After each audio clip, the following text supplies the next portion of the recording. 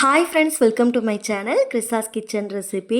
இன்றைக்கி நம்ம சக்கரவள்ளி கிழங்கு வச்சு நல்லா தித்திப்பாக போலி எப்படி பண்ணுறது தான் பார்க்க போகிறோம். இது சாப்பிட்றதுக்கு ரொம்பவும் சாஃப்டாக இருக்கும். ரெண்டு கிழங்கு இருந்தாலே போதும், ஈஸியாக செஞ்சிடலாம்.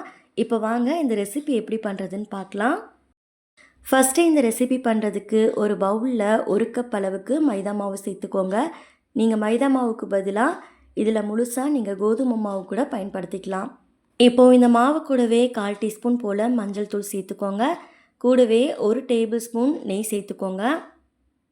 அடுத்து இதில் 1/4 டீஸ்பூன் போல் உப்பு சேர்த்துக்கோங்க. இப்போ இதையெல்லாம் சேர்த்ததுக்கப்புறமா கையிலேயே நல்லா கலந்து எடுத்துக்கலாம். இதை நல்லா கலந்ததுக்கப்புறமா இதில் கொஞ்சம் கொஞ்சமாக தண்ணி சேர்த்துட்டு இந்த மாவை நல்லா பிசைஞ்சு எடுத்துக்கோங்க. ஒரேடியாக தண்ணி சேர்க்காம கொஞ்சம் கொஞ்சமாக தண்ணி சேர்த்துட்டு மாவை நல்லா லூஸாக இருக்கிற மாதிரி பிசைஞ்சு எடுத்துக்கோங்க. சப்பாத்திக்கெலாம் மாவு பிசைவோம் பாருங்கள், அது மாதிரி ஹார்டாக இல்லாமல் நல்லா லூஸாக இருக்கிற மாதிரி மாவை பிசைஞ்சு எடுத்துக்கோங்க. இப்போ பாருங்கள், மாவை நல்லா பிசைஞ்சாச்சு. இது மாதிரி லூஸாக இருக்கிற மாதிரி பிசைஞ்சு எடுத்துக்கோங்க. இப்போ இதில் கொஞ்சமாக நெய் சேர்த்துக்கோங்க. 1லேருந்து 2 டேபிள் ஸ்பூன் நெய் சேர்த்துட்டு ஃபுல்லாக அப்ளை பண்ணிக்கோங்க. மேலே மாவு காயாமல் இருக்கும். இப்போ இதை மூடி வச்சுட்டு ஒரு 2 மணி நேரத்துக்கு மாவை நல்லா ஊற வச்சுக்கோங்க. அப்போ தான் நமக்கு போலி சாஃப்டாக கிடைக்கும். அடுத்து 2 சக்கரவள்ளி கிழங்க நான் ஆவியில் வேக வச்சு தோல்லாம் நீக்கி எடுத்திருக்கேன். இதை இது போல் மேஷர் இல்லைனா மத்து வச்சு நல்லா மசிச்சு எடுத்துக்கோங்க. நான் 1/4 கிலோ அளவுக்கு சக்கரவள்ளி கிழங்கு எடுத்திருந்தேன். இதுலேயே நமக்கு 10 போல் போலி கிடைக்கும். இப்போ பாருங்கள், நம்ம நல்லா மசிச்சாச்சு. இது மாதிரி நல்லா மசிச்சு எடுத்துக்கோங்க. இப்போ இது ஒரு ஓரமாக இருக்கட்டும். அடுத்து ஒரு பேனில் 1/2 கப் அளவுக்கு வெல்லம் சேர்த்துக்கோங்க. இது கூடவே 1/4 கப் போல் தண்ணி சேர்த்துக்கோங்க. அடுப்பை ஹை ஃப்ளேமில் வச்சுட்டு வெல்லத்தை நல்லா கரைச்சி எடுத்துக்கோங்க. ஒருவேளை நீங்கள் யூஸ் பண்ணுற வெல்லத்தில் தூசி மண் இருந்துச்சு அப்படின்னா வெல்லம் கரைஞ்சதுக்கப்புறமா அதை வடிகட்டிட்டு சேர்த்துக்கோங்க. இப்போ பாருங்கள், வெல்லம் நல்லா கரைஞ்சிருச்சு. அடுத்து இதில் 1 டீஸ்பூன் நெய் சேர்த்துக்கோங்க. கூடவே 1/4 டீஸ்பூன் போல் ஏலக்காய் தூள் சேர்த்துக்கோங்க. நல்ல வாசனையாக இருக்கும். இப்போ இதெல்லாம் சேர்த்ததுக்கப்புறமா ஒரு டைம் நல்லா கலந்து விட்டுக்கோங்க. அடுத்து நம்ம மசிச்சு வச்சுருந்த சக்கரவள்ளி கிழங்கையும் இதில் சேர்த்துக்கலாம்.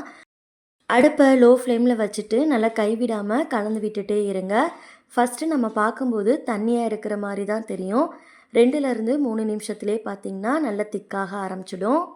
இப்போ பாருங்கள், கொஞ்சம் கொஞ்சமாக திக்காக ஆரம்பிச்சிருக்கு. இப்போ இன்னுமே நல்லா திக்காக ஆரம்பிச்சிருச்சு. இதுதான் பார்த்திங்கன்னா கரெக்டான பதம். இப்போ நம்ம ஸ்டவ் ஆஃப் பண்ணிவிட்டு இதை நல்லா ஆற வச்சு எடுத்துக்கலாம். இது நல்லா ஆறுனதுக்கப்புறமா கையில் கொஞ்சமாக தேங்காய் எண்ணெய் இல்லைனா நெய் அப்ளை பண்ணிக்கோங்க. அடுத்து இந்த பூரணத்திலேருந்து கொஞ்சமாக கையில் பூரணம் எடுத்து உருண்டையாக உருட்டி எடுத்துக்கோங்க. இதே மாதிரியே பேலன்ஸ் இருக்க பூரணத்துலேயும் உருண்டையாக உருட்டி ஒரு பிளேட்டில் எடுத்து வச்சுக்கோங்க. இங்கே பார்த்தீங்கன்னா மாவு 2 மணி நேரமாக நல்லா ஊறிட்டுருக்கு. மாவு பாருங்கள் எந்த அளவுக்கு சாஃப்டாக ஊறி வந்திருக்குன்ட்டு. இப்போ இந்த மாவை பார்த்தீங்கன்னா கையிலேயே நல்லா அழுத்தம் கொடுத்து ஒரு டைம் நல்லா பிசைஞ்சு எடுத்துக்கோங்க. உங்களுக்கு இதில் மைதா மாவு சேர்க்க விருப்பம் இல்லை அப்படின்னா மைதா மாவுக்கு பதிலாக நீங்கள் கோதுமை மாவு கூட யூஸ் பண்ணிக்கலாம். இல்லைனா மைதா மாவு பாதி கோதுமை மாவு பாதி கலந்து கூட நீங்கள் யூஸ் பண்ணிக்கலாம். இப்போ இந்த மாவுலேருந்து கொஞ்சமாக மாவு எடுத்துக்கோங்க. நம்ம பூரணத்துக்கு எடுத்தோம் பாருங்கள், சேம் அதே அளவுலையே மாவு எடுத்து இது போல் உருட்டிக்கோங்க.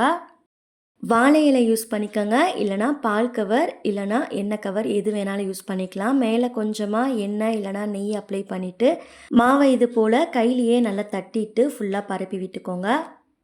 இப்போ இந்த மாவுக்கு மேலே பூரணத்தை வச்சுட்டு பூரணத்தை ஃபுல்லாக இது போல் க்ளோஸ் பண்ணிக்கோங்க. 4 பக்கமும் மாவை பார்த்திங்கன்னா மேல் பக்கமாக இது போல் நல்லா இழுத்து விட்டுக்கோங்க. கொஞ்சம் கூட பூரணம் வெளியே தெரியாத மாதிரி நல்லா க்ளோஸ் பண்ணி விட்டுக்கோங்க. எக்ஸ்ட்ரா மேலே இருக்க மாவையும் பார்த்திங்கன்னா எல்லா மாவையும் ஒன்றா சேர்த்துட்டு லைட்டாக இது மாதிரி டேப் பண்ணி விட்டுக்கோங்க. இப்போ கையிலேயே பார்த்திங்கன்னா நம்ம இது மாதிரி லைட்டாக தட்டிக்கலாம். பாருங்கள், இப்போ கொஞ்சம் கூட பூரணம் வெளியே வராமல் இருக்குது பாருங்கள். இப்போ அப்படியே நம்ம திருப்பி போட்டுட்டு இதன் மறுபடியும் கையில் இது மாதிரி நல்லா டேப் பண்ணிக்கோங்க. கையில் தேங்காய் எண்ணெய் அப்ளை பண்ணிக்கோங்க. அப்போ தான் உங்களுக்கு ஈஸியாக இருக்கும் இது மாதிரி தட்டுறதுக்கு. நல்லா ரவுண்டாக தட்டி எடுத்துக்கோங்க. நம்ம எல்லா பக்கமும் பூரணம் போகிற மாதிரி கையிலேயே இது மாதிரி தட்டி எடுத்துக்கோங்க.